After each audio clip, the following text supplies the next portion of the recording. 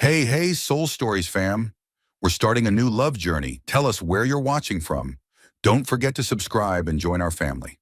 Now stay with us. The story begins. Night fell over the city like a heavy velvet curtain, swallowing every sound and leaving behind only the trembling ribbons of light spilling from high-rise windows. And among that forest of lights, the Carter and Coal Industries building rose like a giant made of steel and glass. Cold, silent, yet breathing light like a solitary star, fighting to prove its existence in a fog-soaked urban sky. On the top floors, where numbers determining the fate of thousands were approved in seconds with cold nods, men in suits still sat beneath sharp white lights, sipping expensive coffee and discussing power as if they had been born to possess it. But far below, where the dim yellow glow was barely enough to see the polished marble floor, was the world of people no one bothered to name. The world of hands silently cleaning up the traces of that power. Every cup, every sheet of paper, every cold drop of coffee left behind after important meetings. And there, on the nearly silent 42nd floor, Lily Evans was pushing her metal cart, her hands trembling slightly from the cold, from exhaustion, and from 3 straight months of never sleeping more than 4 hours a night. She was only 24, young enough that life should have been opening countless doors for her, but her eyes held the weariness of someone who had lived far longer, as if every crease in her lashes fought to hold back sleepless nights, numb mornings, shifts that lasted until dawn, and the relentless despair that struck every time she looked at her mother's medical bills. Margaret Evans, stacked like a merciless mountain with no peak, rising higher each time she thought she was close to reaching it. The sharp smell of disinfectant mixed with the lingering scent of cold coffee made her wrinkle her nose, and the clock at the end of the hallway read 12:15 a.m., the hour when the whole world seemed to be asleep except her and the cold ceiling lights. She hadn't chosen this life. Life had chosen her, in the worst possible way. As she knelt to wipe the marble floor polished enough to reflect the faint yellow lights, her breath fogged into a thin mist. She expected silence. She expected loneliness.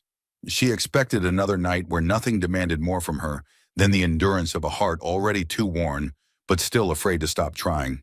But then she heard it, a sound so small, wheels rolling softly over stone. Lily looked up. The CEO's office door was ajar. That was impossible. This floor should have been empty 3 hours ago. Busy, powerful men never stayed past 9, not to mention midnight. A thin blade of yellow light spilled through the crack. Lily frowned, her heartbeat skipping one unnecessary beat, then another. She walked closer, step by careful step, her old sneakers scuffing quietly. Yet in the empty hall the sound echoed like the consequence of a bad decision.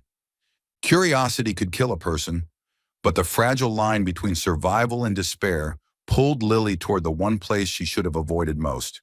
She placed her hand on the door and pushed lightly. And in a moment that stretched like an entire year, her life turned. A man, a wheelchair, broad shoulders beneath a rolled-sleeve white shirt, a solitary figure facing the glass wall that opened onto the sleeping city. He didn't turn immediately. He sat unmoving, tension visible in the faintly flexed tendons along his forearms, as if every breath he took was a quiet battle only he knew he was fighting. His dark hair was mussed, like he had run his fingers through it 100 times. Lily instinctively stepped back, but her metal cart bumped the door with a sharp clang, loud enough to crush her heart. He turned his chair, fast, precise, without hesitation. And when their eyes met, Lily felt the air vanish from her lungs, as if someone had yanked the cord controlling her breath. He was handsome in a devastating way, sharp, dangerous. Nothing like the gentle beauty of romance films, but like a storm about to break. You knew it could destroy everything, yet you still couldn't look away.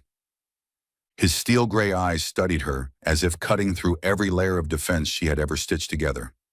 No pity, no coldness, no indifference. He saw her, truly saw her. Sorry, Lily exhaled, her voice so soft she barely heard it herself. I didn't know anyone was in here. I can come back. No. His voice was deep, rough, cutting through the wide room like a blade slicing silence, sharp and cold yet weighted with something unnamed. "Come in!" He paused, then added softly, "That's not an order. It's an invitation." It shouldn't have sent a shiver down her spine, but it did. She stepped inside, gripping her cleaning cloth as if it were the last shield between her and the man whose gaze made her feel dangerously unmoored. The office was large, luxurious enough to make her dizzy.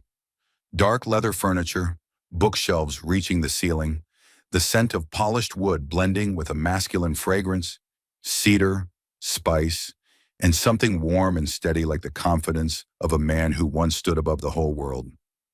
"You work here every night?" he asked, his voice strangely calm. "Yes, I'm with the cleaning staff." He tilted his head slightly as if reading her piece by piece. "What's your name?" "Lily Evans." He repeated it slowly, too slowly, as if tasting each syllable. Lily. And in that moment, her own name sounded more important than it ever had in her life. "I'm Nathaniel Carter." She froze. That name, the one whispered throughout the building like a living legend. CEO of Carter and Cole, the city's youngest billionaire, and the man half the world pitied because he was paralyzed. But when he looked at her, there was none of the icy emptiness people gossiped about. His eyes were alive, intense, haunted. "You don't look at me the way others do," he said quietly, his deep voice cracking just slightly. "What do you mean?" "With pity," he replied, his gaze locked on hers. "You're not looking at me like I'm already broken." Lily clenched the cloth in her hand, and the words slipped out before she could stop them. "Because you're not broken." Silence fell, thick, heated, so heavy she thought she could hear his heartbeat. Or maybe it was her own. Then slowly the corner of his mouth curved into a faint smile, like a spark flickering against ice. Just a small smile, but enough to tilt Lily's entire world off its axis. And she had no idea that this man, with fire in his eyes and loneliness heavy as midnight, was about to make her an offer that would change every direction her life had ever known. The air inside Nathaniel Carter's office seemed to solidify the moment Lily turned to leave, as if the half-open door behind her were holding the room's breath. Soft golden halos from the wall sconces spilled across the walnut desk, the neatly stacked files, and the back of Nathaniel's white dress shirt. Light drawn to him, pulled toward him, as though he were the center of a gravity she was never meant to step too close to, yet could never fully escape. "Sit down." His voice cut through the room like a low, warm, dangerous wave. He pointed to the leather chair across from his desk, the one she rarely dared to stand too near. I still have cleaning to finish," Lily whispered, reaching for any excuse not to move deeper into the space that belonged to him, and so clearly did not belong to her. Nathaniel tilted his head, his gaze sharp as ice but softened by something buried far beneath. "Sit down, Lily." This time it wasn't a request, it wasn't a command. It was a promise of something important, serious, inevitable, waiting for her on the other side of compliance. Lily didn't know why her feet moved, why her chest tightened with each step until she sank into the buttery soft leather that instantly made her feel undeserving. Her legs trembled. She clasped her hands together to steady herself, though her heartbeat thrashed wildly as if trying to escape her ribs. Nathaniel maneuvered his wheelchair toward her with a mastery so fluid it became a kind of beauty in motion. Each shift smooth, controlled, unwavering, as if his body had spent a lifetime learning how to move through limits the world placed on him. He stopped right in front of her, close enough that she could see the tiny creases at the corners of his eyes. The marks of a man who didn't laugh often, didn't laugh easily, but felt everything too deeply. "Why are you working here?" His voice was lower than usual, gentler, like velvet hiding a blade. Lily swallowed hard. This wasn't a question the wealthy asked the poor. This was a question a lonely person asked another lonely soul. And perhaps that was why, because she saw the emptiness in his eyes reflecting the emptiness in her own. Her lips parted. "My mom, she's sick." Her voice cracked the moment the words escaped. "Cancer. I need to pay for her treatment, so..." She dropped her gaze. Her breath caught in her chest. She had never told anyone at this place. Because in offices like this, people cared only about contracts, stocks, strategies. No one cared about the fears of a cleaning girl. Nathaniel said nothing for a few seconds. Seconds that stretched like a clock refusing to tick. Then slowly, so slowly it felt like he wanted her to register every millimeter. He reached out. His fingers brushed against hers. A small touch. But it awakened every nerve in her body. It wasn't a confession. It wasn't pity. It wasn't an accident. It was a choice. Deliberate, unhurried, so gentle she could have cried. "You're strong," he said, and for the first time his voice wasn't a weapon that made people tremble. It was a warm breath that made people lean in. She shook her head, tears gathering at her lashes. "No, I'm just trying to survive." Nathaniel tightened his hold on her hand, just a fraction. "Surviving," he murmured, "is the strongest way to live." His words landed like a blow to the most bruised place inside her. The place she had convinced herself had gone numb. Her eyes stung. She blinked fast, trying to hold everything in. But then Nathaniel lifted her hand, something she would never have dared imagine, and pressed a kiss to the back of it. A feather-light kiss. So light, yet enough to shatter her breath inside her chest. Not a kiss of desire, but of reverence, of an unspoken vow. When he let go, his gaze never left hers, as though he were searching for the answer to a question he hadn't dared to ask yet. And in that gaze, beneath the loneliness, there was something else, something dangerous, irreversible.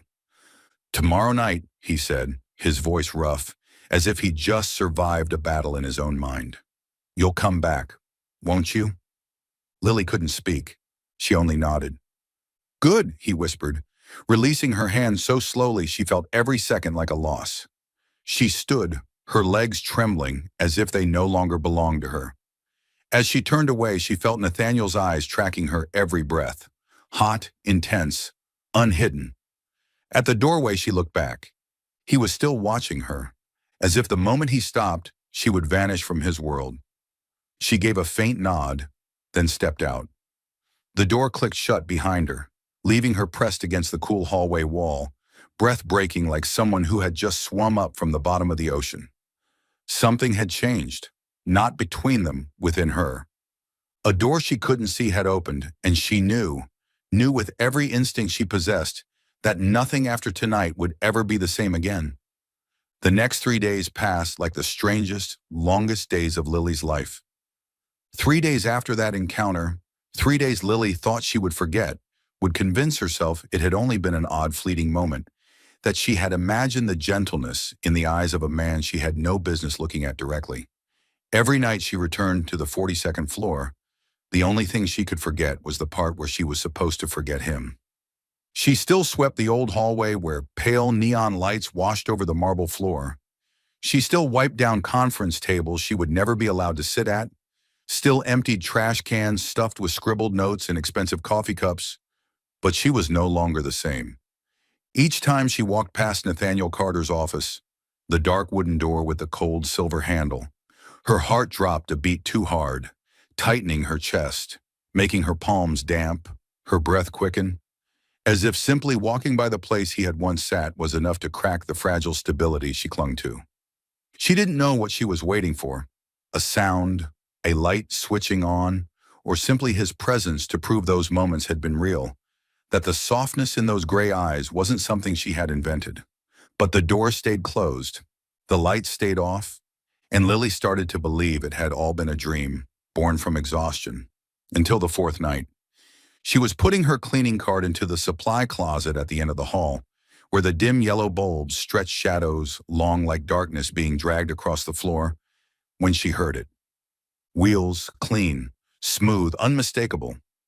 Lily turned, and he was there, Nathaniel Carter. He wore a charcoal gray suit tailored so perfectly it seemed born to frame his broad shoulders and strong build. His tie loosened, revealing the sharp line of his collarbone. The top 2 buttons of his shirt were undone, just enough skin to be dangerous. Enough that looking at it for one more second felt like an act her heart might not survive. His hair was slicked back, though a few strands fell onto his forehead, giving him a hint of carelessness, a touch of reluctant rebellion, a flash of devastating allure. His expression was severe, the kind of severity that could silence an entire boardroom, but his eyes carried the focused intensity of a predator who knew exactly where its prey trembled. Lily! Her name left his mouth like a low thunderclap down the empty hallway. She clenched her cloth so tightly her knuckles whitened. Mr. Carter. He tilted his head slightly, eyes sweeping over her face slowly, intently. So intently she felt her breath being pulled out of her body. I need to speak with you, he said. Right now, in my office. Not a request, not an option, a summons. Lily hesitated only a second before nodding. She followed him, each step heavier than the last, with the thick silence carved in two by the echo of his wheels. Inside his office, Nathaniel pushed the door open and gestured for her to enter. It shut behind them with a soft click. But to Lily, it sounded like fate closing a chapter. Warm light from a single desk lamp filled the room, while the rest of the space was tinted with the deep blue glow of the city beyond the glass wall. The atmosphere felt almost intimate, dangerously intimate. Leather, polished wood, and his scent, cedar, amber, and something dark and deep like midnight breath filled the room.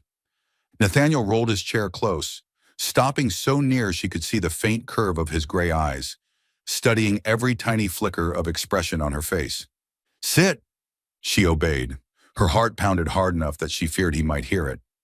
Nathaniel drew a long breath, then spoke, slow, steady, and as dangerous as a blade being drawn from its sheath. Lily, I'll be direct. I don't have time to circle around things. She swallowed. Yes, I'm listening. I need a wife. She almost shot out of the chair. Well, what? He didn't blink. The board of directors is trying to push me out of the CEO position. They think my condition makes me unfit to lead. They say I lack stability, lack commitment, lack a healthy personal life. His jaw tightened, a sign of anger held deep.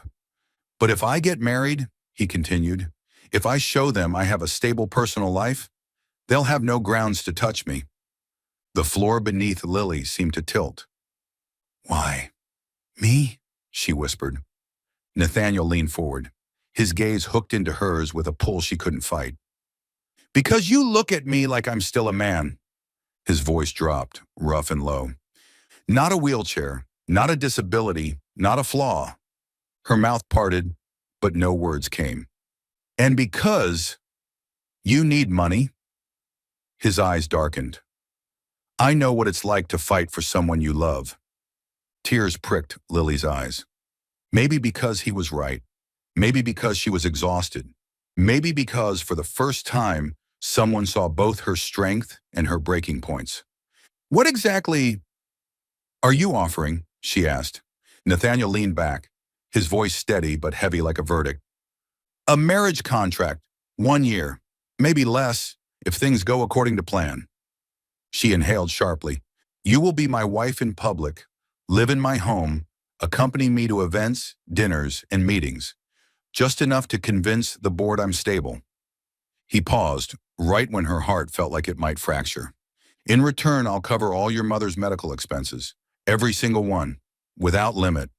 Then he added, voice lowering into a dark vow, you'll also receive a monthly salary, and when the contract is over, you'll leave with enough money that fear will never touch you again. If the world could tilt, it did at that moment. And if I say no, her voice was as thin as a thread. Nathaniel smiled, a soft, pained, almost sorrowful curve. Then I'll respect that, and I'll never bring it up again. He moved closer, touched her arm. Lightly, but enough that warmth spread through her chest like fire. But Lily, he whispered, I don't want anyone else. I want you. She closed her eyes, her entire body trembling.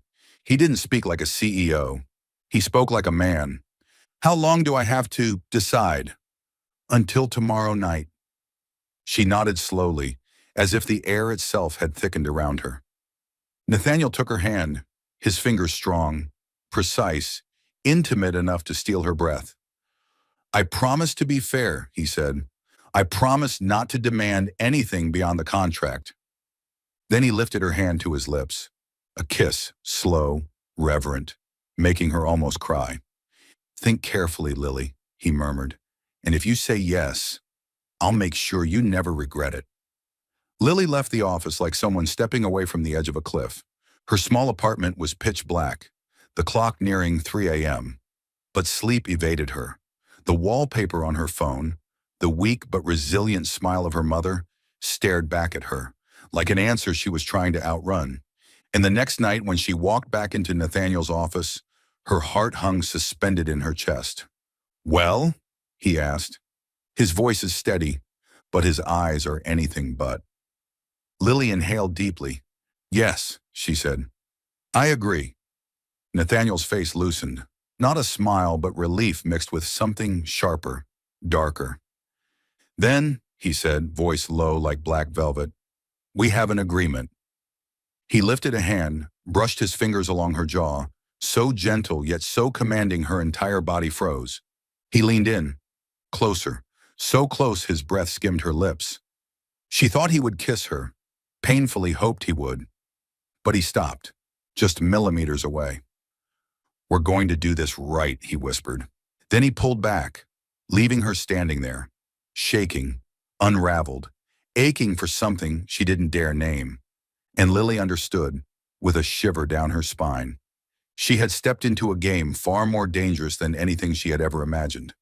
The black dress hanging on the closet door felt like a silent promise, or a gentle threat waiting for Lily to step into it, as if every shimmering fold of silk already knew exactly what was about to happen to her tonight, something she had never truly been ready for, no matter how many times she had imagined it.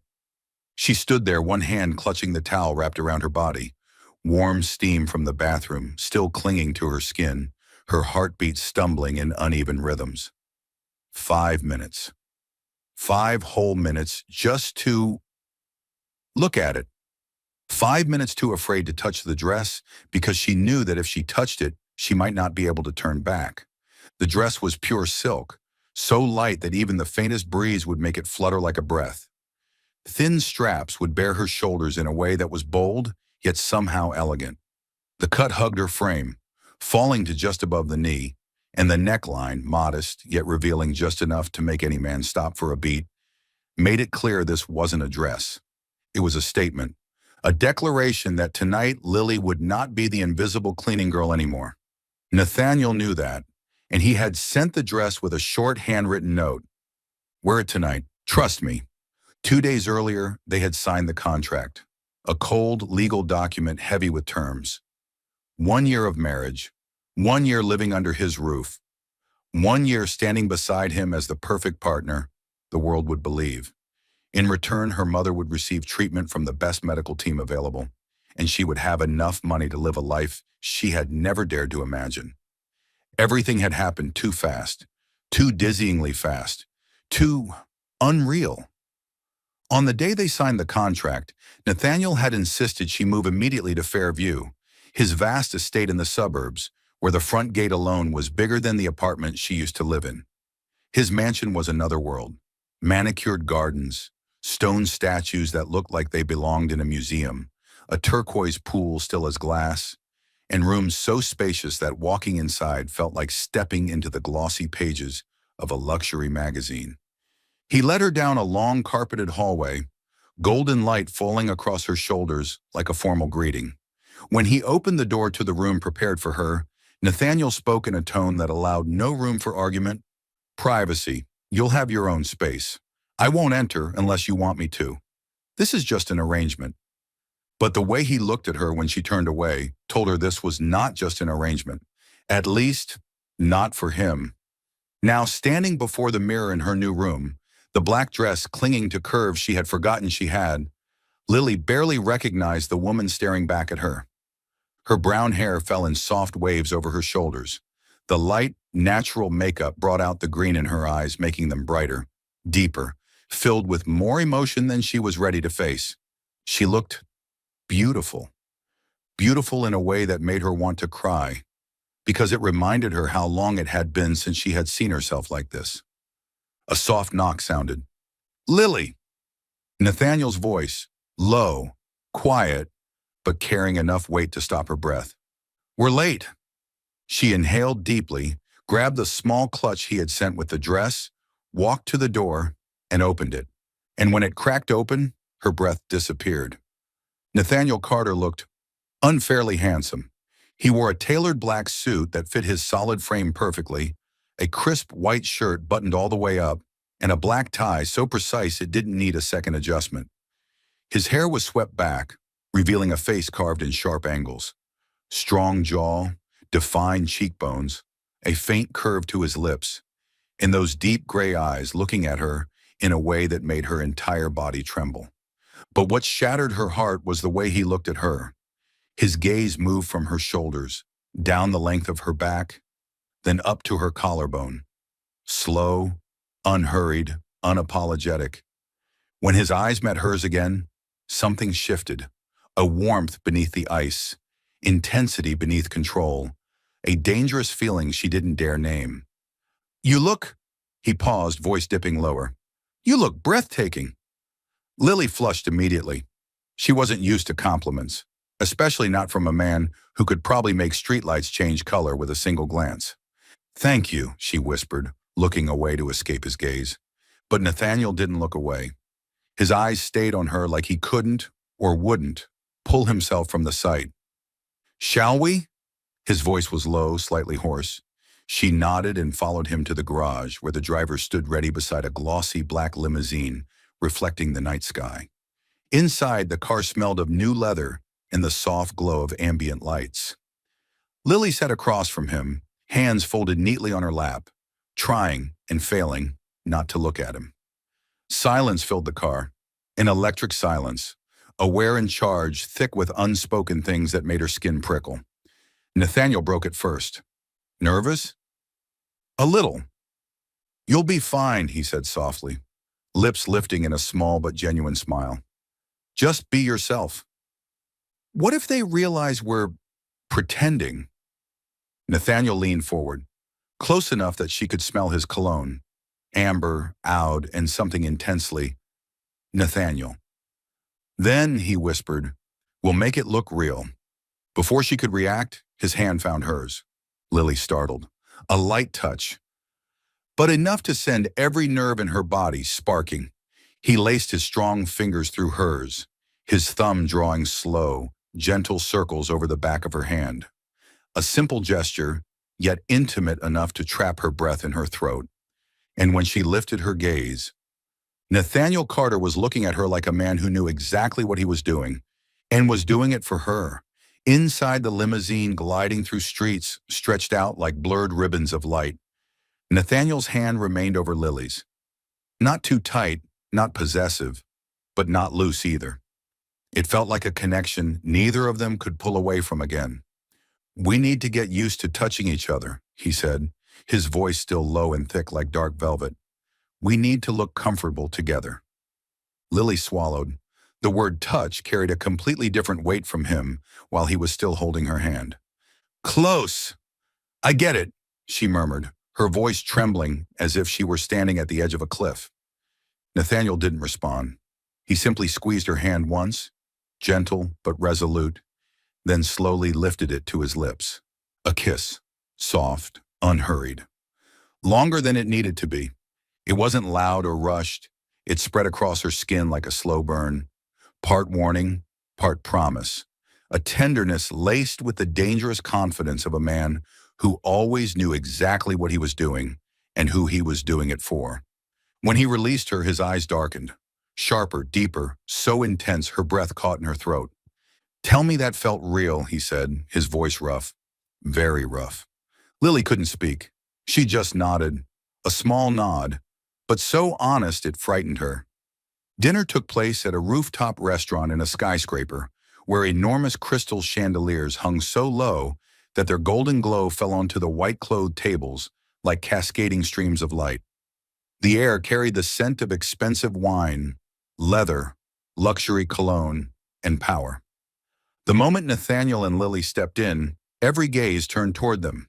Curiosity, scrutiny, envy, all merging into an invisible wave crashing toward their table. Lily could feel those eyes grazing the bare skin at the back of her dress, freezing her in place for a brief second.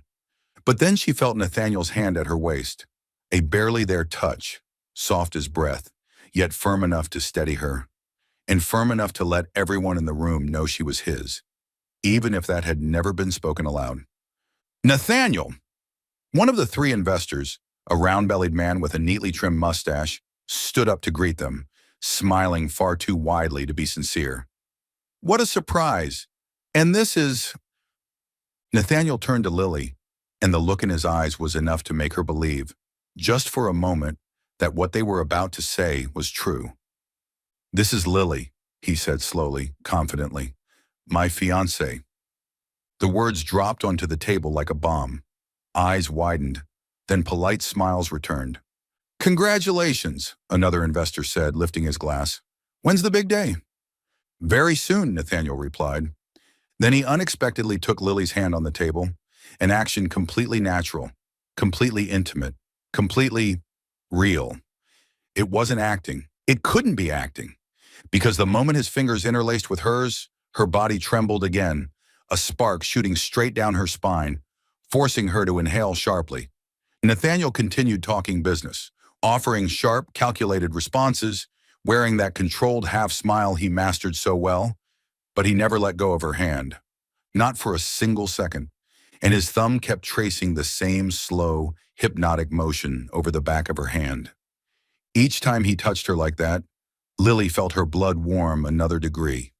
When she reached for her water glass, her hand shook slightly. Nathaniel placed his other hand gently on her waist, pulling her back toward him, whispering right against her ear. Careful. His breath brushed her skin. A shiver tore straight down her spine. She turned her head, finding his lips only inches from hers, his gaze fixed on her mouth as if he were weighing a dangerous choice. For 1 second, one achingly long second, she thought he would kiss her right there, at the dinner table, in front of everyone. But he stopped himself, held back with a force she could feel in the tension of his eyes. Then he withdrew, but half a beat too late, as if he didn't want to let go. Business conversations continued, but Lily heard none of them. She heard only her heartbeat, felt only his warmth beside her, smelled only his cologne, noticed only how her body reacted each time he touched her, accidentally or intentionally, as if he were the only source of heat in the cold night. At one point, he leaned closer. You're doing beautifully, he whispered, his voice so warm it knocked her off balance. She turned to him, their lips close enough that she felt the brush of his breath. I'm just following your lead, she said softly. Honestly. Nathaniel smiled, a slow, deep smile that sent her heartbeat spiraling. Then keep going, Lily. And the way he said her name made her want to hear it again. Dinner ended. Handshakes exchanged. Polite smiles traded. And then Lily and Nathaniel returned to the limousine under the hazy gold glow of the city lights. The door closed and the world shrank to just two people. A sealed space. A silence heavy as cobwebs stretched across the air. Lily stared out the window, trying to steady her breath, until she felt Nathaniel's hand touch hers again, not asking, not forcing, just there. She turned, and his eyes, intense, bare, unguarded. You were incredible tonight, he said, his voice deeper, rougher, as if he had held back too much. Thank you. Nathaniel tightened his hold on her hand, slow, firm, meaningful. Lily, he said, and this time his voice didn't sound like anything she had heard from him before. There was something fragile in it, something raw, something painfully real. I know this is just an arrangement. I know none of this is supposed to be real. Then he looked at her, long and steady, as if she were the only real thing left in the darkened car. But when I'm with you, everything feels real. I don't even know if I'm pretending anymore. His words hit her chest like a blow. Lily felt her lungs tighten, her heartbeat crash forward, and she squeezed his hand like she was clinging to a lifeline in the middle of the night sea. She didn't know what to say, didn't know what was right or wrong, but she knew one thing. She didn't want to let go of him, and as the car slipped through the dark streets, city lights flickering across the windows, Lily realized a truth that sent a shiver racing through her. She no longer knew where the line between acting and reality was, and she suspected Nathaniel didn't either. The following weeks passed like an emotional roller coaster Lily never imagined she would ever experience. A journey where every morning began in the strange quiet of the luxurious room Nathaniel had chosen for her. A room where the enormous bed, covered in Egyptian cotton sheets soft enough to swallow her whole, still carried the lavender scent that lulled her into forgetting, for just a few fleeting seconds, where she was, why she was here, and that her life had veered into a direction from which she could never return. But reality always found its way in, and it arrived each morning. She was living in a mansion that felt like its own universe. She was pretending to be the fiancée of a billionaire, and her entire existence, her work, her worries, her rhythm, had been turned upside down. The strangest part, the most dangerous part, was the feeling that she no longer felt like she was pretending. In her earliest imaginings, Lily had been sure Nathaniel would be cold, distant, setting clear boundaries and treating everything between them as nothing more than a business arrangement written in ink so black and sharp there was no room for misunderstanding. But he wasn't like that, not at all. Instead, Nathaniel was attentive, the kind of attentive that left her flustered and a little afraid, because it didn't match anything she assumed about him, nor anything that belonged to the word pretend. He asked if she slept well every morning. He noticed which tea she preferred. He had the kitchen prepare the exact kind of bread she used to eat as a child. He looked at her with an intensity that made her feel like she was the only thing in the spacious room. And on the bright mornings on the mansion's terrace, where dawn cast rose gold over gardens so perfect they looked painted, they would sit across from one another at a small walnut table. Nathaniel read the newspaper, sipping black coffee. Lily nibbled her toast and tried not to stare at him. But each time she stole a glance, she found his eyes already on her. And every time, he smiled. A small smile. Soft. Almost shy. A smile that made her heart lose its footing, forcing her to look away so he wouldn't hear the explosion inside her chest. One morning, just as she bit into her toast, Nathaniel folded the newspaper and asked, "How's your mother?" Lily looked up, stunned. Not because he asked, but because he remembered. "She's better," her voice wavered. "The doctors said the new treatment is working. When I visited yesterday, she smiled." Nathaniel set the newspaper aside, leaning forward as if every word mattered. "I'm glad to hear that." His voice was real, sincere, stripped of the guarded tone he wore so often. Lily's throat tightened. Tears welled, but she blinked fast, unwilling to cry in front of him. "Thank you," she whispered, "for everything. Without him, there would be no hope." Nathaniel reached across the table and took her hand. The touch, warm, firm, gentle, made her want to lean into him, want to depend on him in a way she couldn't name. "You don't have to thank me, Lily." His voice dropped. "I wanted to do this." The way he said it, natural, honest, with no conditions beneath, made her heart clench in a way she couldn't face. She stared at their intertwined hands and realized with a jolt of fear she didn't want him to let go. But he did, slowly. With a lingering hesitation, he probably thought she didn't notice. And when his hand left hers, she felt a strange emptiness open between them. Evenings were worse, far more complicated. After public events, and there were many, dinners, galas, board meetings, fundraisers, they would always return to the mansion. They stepped into the living room with its high ceilings and glass doors opening onto the garden. Nathaniel would light the fireplace, even when the weather didn't require it.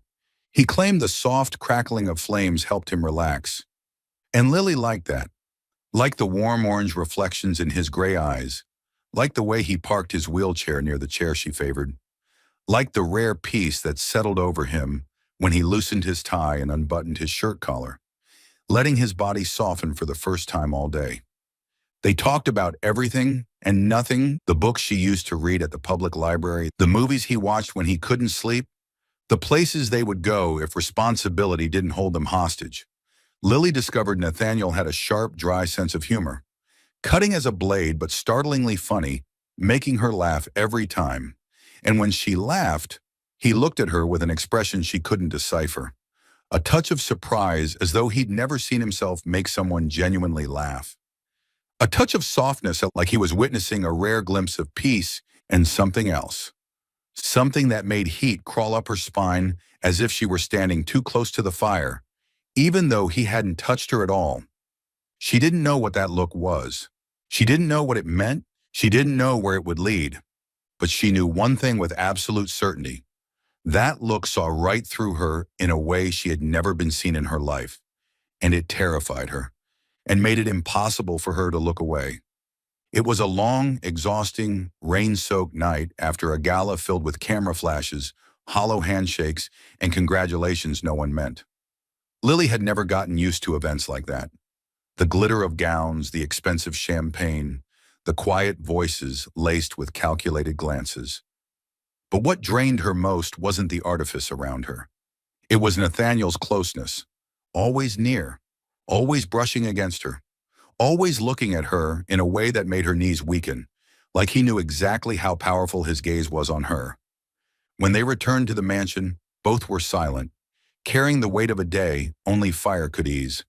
Nathaniel lit the fireplace, the flames dancing across the walls, casting warm amber against Lily's cheeks, softening her, making her look fragile and impossibly beautiful in a way that made him pause.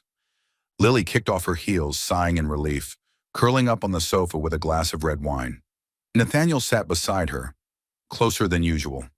Jacket off, tie loosened, shirt unbuttoned at the top, revealing the hardened lines of his chest that she tried not to look at, but couldn't help noticing. "Can I ask you something?" The question slipped out before she could think, maybe helped by the wine, maybe because the silence between them had grown too tight to hold everything unspoken. Nathaniel turned toward her. Firelight shimmered in his gray-black eyes, making them glow like molten metal. "Of course!" Lily bit her lower lip, hesitating. "What happened in the accident?" Nathaniel didn't answer. 1 minute passed. 2 minutes. Only the crackling fire filled the space. She thought she'd made a mistake. Gone too far. Touched a wound he didn't want exposed. But then slowly, he spoke. 3 years ago. His voice was slow, deep, distant, as if telling someone else's story. "I was coming back from a meeting in New York. My driver was tired, but I insisted he keep driving. It was snowing. The roads were icy. And then..." His jaw tightened. "We lost control. The car flipped. My driver died instantly." Lily's shock made her set her glass down before she dropped it. "I survived," he continued, his voice catching. "But my spinal cord was damaged. They told me I would never walk again." Lily set her glass aside and felt her chest tighten painfully. Without thinking, she reached for his hand. "I'm so sorry," she whispered. Nathaniel looked down at her small, warm hand resting on his, then intertwined their fingers. A slow, deliberate intertwining filled with acceptance. "At first, I wanted to give up." His voice was so low it seemed meant only for the fire. "I hated the way people looked at me, with pity, judgment, like I wasn't a man anymore." He turned to her then, and in that moment, his eyes held no CEO, no billionaire, only a man stripped bare. "But then you appeared." His words froze her body. "You didn't look at me that way." His gaze softened. "You looked at me like I was still whole." Lily couldn't stop her tears.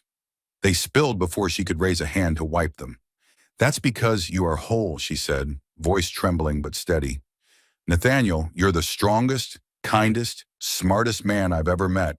The wheelchair doesn't define you. It's just a part of you, not all of you." He stared at her for a long time, a deep, soul-reaching stare that made her feel like he was touching her without using his hands. Then he lifted her hand again, once more. But this time the kiss he placed on the back of her hand was slower, longer, filled with reverence, like a vow. "You have no idea how much I needed to hear that," he whispered against her skin. They sat like that for a while, hands intertwined, eyes locked, firelight reflected in their pupils. No words, but everything between them had changed. Nathaniel let go, but not completely. He raised his hand and touched her face. The gesture was so gentle it made her chest tighten. His fingers brushed a strand of hair behind her ear, gliding down her jaw, to her lips, as if memorizing her. Lily! His voice was rough, like a confession. Yes, she whispered, breath unsteady. He leaned in, slowly, so close she felt his breath ghost over her lips. I shouldn't want this. His eyes never left hers. I shouldn't want you, but I do. Lily's heart stopped, then raced painfully fast. Nathaniel, no. He pressed his thumb to her lips. Let me finish. She fell silent. She had no will to do otherwise. I know this is an arrangement, he said, voice low and shadowed. I know you're here for your mother, for the money, for help. I know none of this is supposed to be real. He paused long enough for her to feel the ache in his breath. But when I'm with you, when I touch you, when you look at me, his voice dropped, dangerous and heartbreakingly honest. It feels real, Lily, and I can't pretend anymore. Lily trembled. Each word was a wave, pulling her deeper into waters too warm to leave, too deep to survive. She began, but no words came. Nathaniel pressed his forehead against hers, the intimacy so intense she forgot how to breathe. Their breaths mingled. His heartbeat thudded against hers. You don't have to say anything, he whispered. Just let me be here, with you, just for a moment. And Lily let him. She closed her eyes, felt his warmth, his scent, strong and familiar. The weight of everything unspoken. They stayed like that, forehead to forehead, breathing in sync, for minutes that felt like hours. When they finally pulled apart, the air had changed. No pretense remained. Nathaniel cupped her face with both hands, his thumb brushing her cheek in a way that blurred her vision. Good night, Lily, he said softly, voice thick with the affection he kept trying and failing to hide. Good night, Nathaniel, she whispered, her voice trembling like a confession. He released her slowly, as though every second of letting go was a battle against instinct, then turned his wheelchair and left the room, his silhouette fading into the dying glow of the fire. Lily remained where she was, touching the place where he had touched her, warmth still lingering, her heartbeat wild and uncontained. And with a shiver down her spine, she knew. She was beginning to fall in love with him, in a dangerous way, in a way she couldn't protect herself from. Because when the contract ended, she would have to leave him, and she didn't know if her heart would survive. This year's charity gala wasn't just an event printed on gold-foiled invitations, not just a night of gowns, bow ties, and polished donation speeches read into a microphone.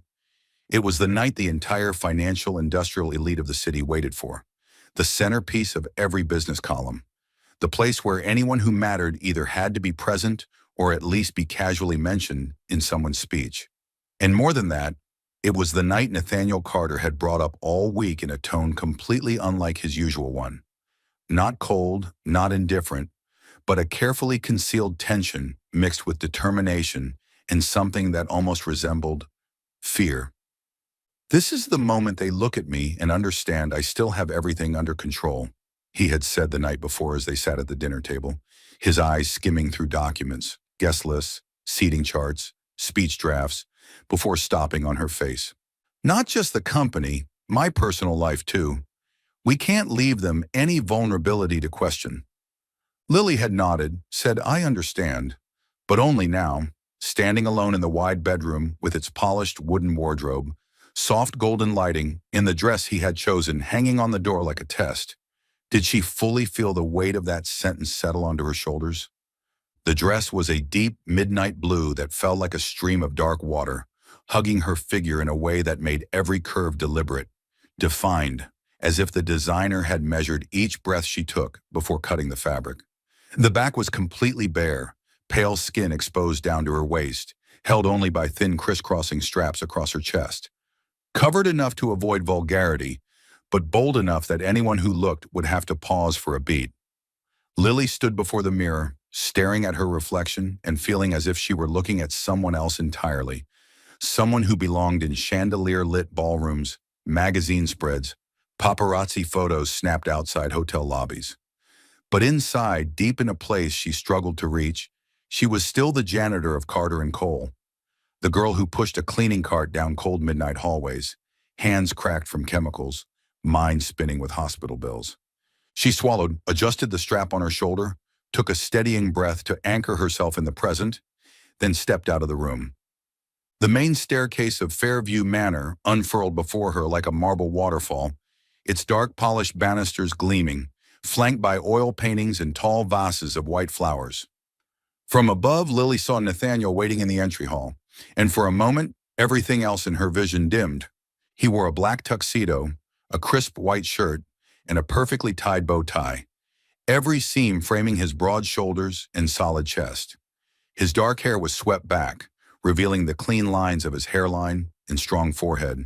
The chandelier light sharpened his jaw, carved shadows into his cheekbones, and those storm gray eyes, the same eyes that once pulled her closer in the dark, lifted and found her now, brightening with something that made her heart skip.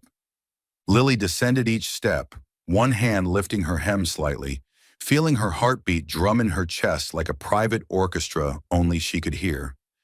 Every step felt like shedding an old layer of skin, leaving behind a version of herself she no longer fit but had clung to for so long.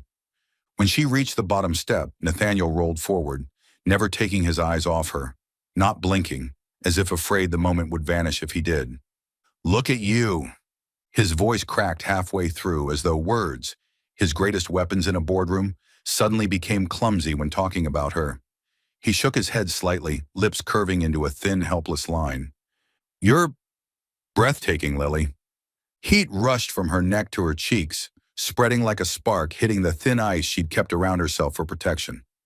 "Thank you," she whispered, instinctively wanting to glance away, to the floor, the wall, the empty air, anywhere but at him. But he reached out, taking her hand, warm and steady. "No," he said, voice firm enough to stop her. "Don't look away. You need to know how beautiful you are. You need to believe it." Those gray eyes held her, not flirtatious, not sweet, but trying to plant a truth in her she had never been allowed to own, that she deserved to be here, to be seen, to be looked at this way. Lily blinked quickly, feeling heat sting the corners of her eyes, but she swallowed it back. "All right," she whispered. Nathaniel smiled, a slow, warm smile, not dazzling but deep, like a weak sunbeam breaking through dense clouds. Hard to look at directly, but enough to warm the coldest corner inside her. He lifted her hand, kissed it, just a little longer than he ever had before, as if sealing an invisible promise only the two of them could understand. "Let's go," he said, voice huskier than usual. The ballroom hosting the gala looked like something out of a fairy tale Lily never believed would include her. The high ceiling draped with clusters of crystal chandeliers, golden light spilling down like ribbons of honey, polished wood floors reflecting long gowns, sharp shoes, silhouettes in motion, round tables draped in white cloth, topped with white roses and tall candles whose flames flickered whenever someone passed.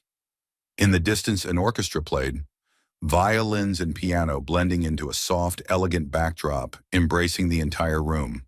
When Nathaniel and Lily crossed the threshold, a small wave of whispers rippled outward like circles on water. No one stopped outright, but many heads turned, many eyes slid over, assessing, curious, comparing, memorizing. Lily felt every gaze like tiny needles brushing her skin. She caught faint murmurs. Nathaniel Carter. Fiancé. So it's true. Wheelchair or not, he's still... She couldn't catch every word, but she didn't need to. She knew exactly what they were thinking. Then she felt a hand on her waist. Warm, firm, intentional. Nathaniel guided her through the room with a calm that made it hard to believe he had ever been anxious. He stopped to shake hands, exchange formal pleasantries, and introduce her. Yet every time, his hand stayed on her, at her waist, on her arm, her hand in his, a support for her, and she realized a grounding anchor for himself. He introduced her to executives, investors, and women with perfectly polite smiles and razor-sharp eyes. He said her name, Lily, my fiancée, in a tone so proud it made her chest ache, because she knew part of that story was true, part was not, and the line separating the two was dissolving more every hour. Just as the room began to blur into indistinguishable faces, a man approached, and Lily realized instantly that this was no ordinary guest. Tall, broad-shouldered, hair a neatly cut mix of black and silver, tuxedo tailored in an old-school style, tie pulled tight. His pale gray eyes were cold, glass-sharp, the kind of man you could imagine at the head of a boardroom table, raising one eyebrow and making half the company stop breathing. Nathaniel. His voice was low, steady, not warm, not cold, but carrying the weight of someone used to power. "Mr. Whitmore," Nathaniel replied, extending his hand. His expression tightened for half a second before settling. "Good to see you." Whitmore shook his hand firmly, then turned to Lily. "So this must be the famous fiancé," he said, eyes sweeping her from head to toe. Not rude, but openly evaluating whether she fit the role she was standing in. Lily forced a polite smile, but before she could speak, Nathaniel maneuvered his chair closer, sliding an arm firmly around her waist, pulling her against him. "Yes," he said, voice clear, unshaken. "This is Lily, the woman I'm going to marry." The word "going" landed heavy, final, like a sentence he was signing with intent. Mr. Whitmore lifted one eyebrow, a flicker of skepticism passing through his gaze, but he nodded, offered brief, formal congratulations, and moved on, leaving them standing together in the center of the glittering ballroom. "He doesn't believe us," Lily whispered, just loud enough for Nathaniel to hear, her chin tilting toward Whitmore's retreating figure. Nathaniel watched him for a moment, eyes darkening, then looked back at her. "Then," he said, the corner of his mouth lifting in a dangerously soft smile, "let's make him believe." She didn't have time to ask how before the orchestra shifted into a new key. The first notes of a slow waltz drifted into the air, smooth and enveloping. Couples began stepping onto the dance floor, their movements forming soft, sweeping circles. Nathaniel glanced at the floor, then at her. "Dance with me," he said. Not a question. Not exactly a command. More like a necessity pulling itself into the air. "I'm not sure I—" "Trust me." He held out his hand, palm open, and she did. Lily placed her hand in his, feeling his fingers tighten around hers, and a moment later, they were on the dance floor, under hundreds of watching eyes that no longer had distinct faces. Nathaniel stopped, pulled her close enough that the familiar scent of cedar, spice, and warm wood wrapped around her like an invisible cloak. "Put your hands on my shoulder," he murmured, voice soft as the music. She obeyed, placing her hands on his broad shoulders, feeling the fabric stretch slightly over the muscles beneath. Nathaniel set one steady hand at her waist, the other intertwined with hers, and then they moved. His wheelchair slid over the wooden floor so smoothly that it took Lily a few beats to realize he had turned every limitation others saw into part of the dance. He guided her through slow arcs, pulling her close, spinning her out, drawing her back. All intentional, none of it awkward. She looked into his eyes, those dark, steel-gray eyes, and for several seconds the chandeliers, tables, and people all blurred like background bokeh in a frame zoomed in entirely on them. "You're doing beautifully," he said softly, lips lifting in the faintest smile. The sound meant only for her. "I'm just following you," she answered honestly without thinking. Nathaniel's smile deepened, rare, slow, softening every sharp angle of his face. "Then keep going," he murmured. "I have no intention of stopping." The music drifted on, slow, deep, wrapping around them like an invitation to forget every rule. Lily felt the world shrinking, peeling away layer by layer, until all that remained was his breath, his hand at her waist, the warmth of his fingers on hers. In a sudden, daring moment she couldn't explain, maybe from the wine, maybe from the music, maybe from weeks of stolen glances and lingering touches, Lily stepped closer, letting her body press deeper into his arms. Nathaniel froze for half a beat, a sharp breath escaping him, but his hands tightened instantly, adjusting, holding her closer. One hand stayed at her waist, the other slid up her bare back, fingers tracing a slow, deliberate line from the small of her back to just beneath her shoulder blade, as if memorizing every inch of her skin. A shiver ran down Lily's spine, spreading through her. Now they were close enough that his breath brushed the curve of her neck, warm, steady, but every touch sent goosebumps across her skin.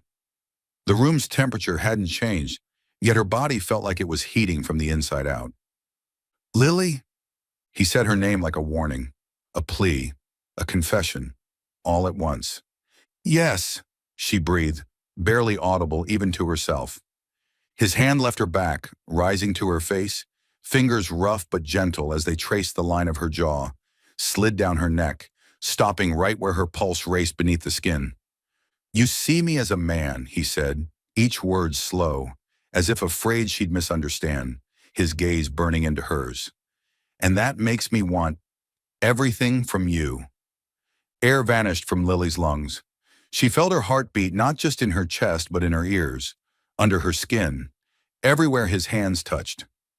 Before reason could interfere, before fear could pull her back, she did the things she would think about for years afterward.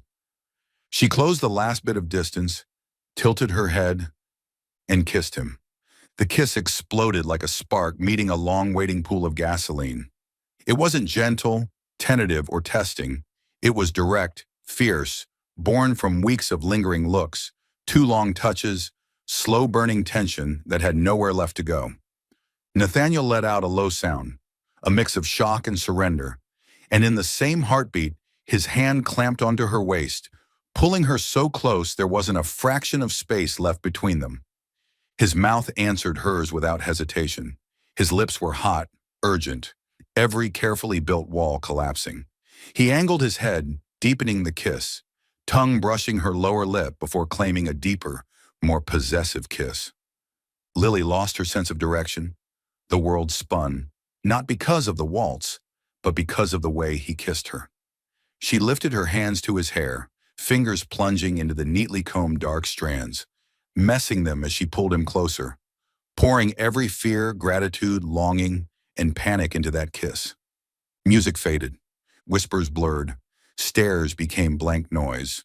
People might have been watching, some might be shocked. Someone might already be drafting tomorrow's headlines. But Lily didn't care. All she felt was his mouth on hers, his hand on her back, his heartbeat hammering wild beneath the fabric of his suit. See you in part 2, where the real storm begins.